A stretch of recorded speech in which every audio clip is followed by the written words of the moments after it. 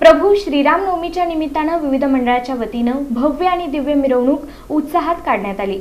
यावेळी जय श्रीरामाचा गजर झाला।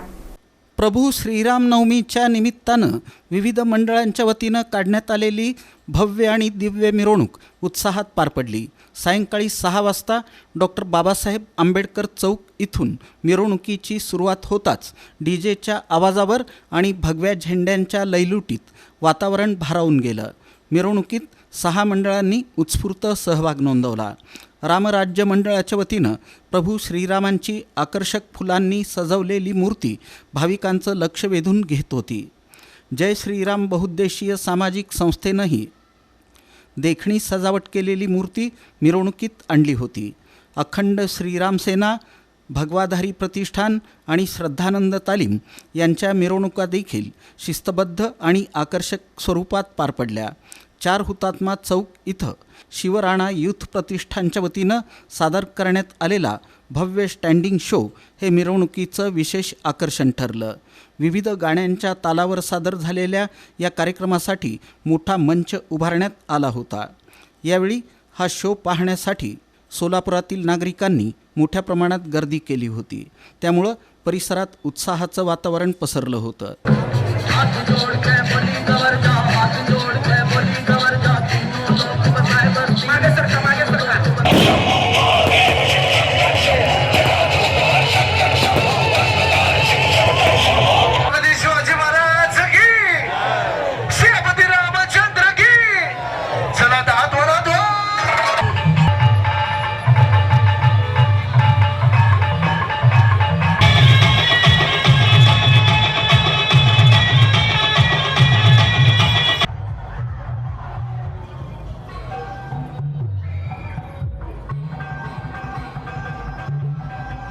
गणेश नामदेव कुरुत आणि माझं यंदा रामनवमीचं 5 वर्ष झालेलं आहे।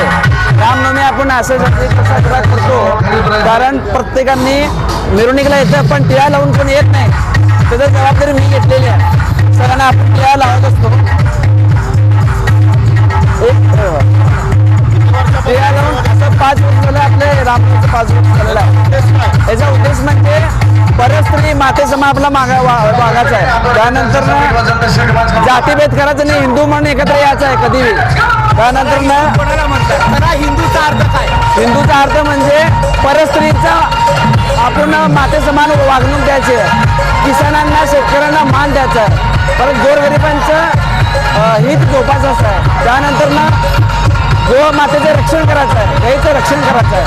त्यानंतर महत्त्वाची गोष्ट टिळा लावायचा आहे आणि प्रत्येकाचा आदर करायचा आहे। हे हिंदुत्वाची खरी ओळख आहे।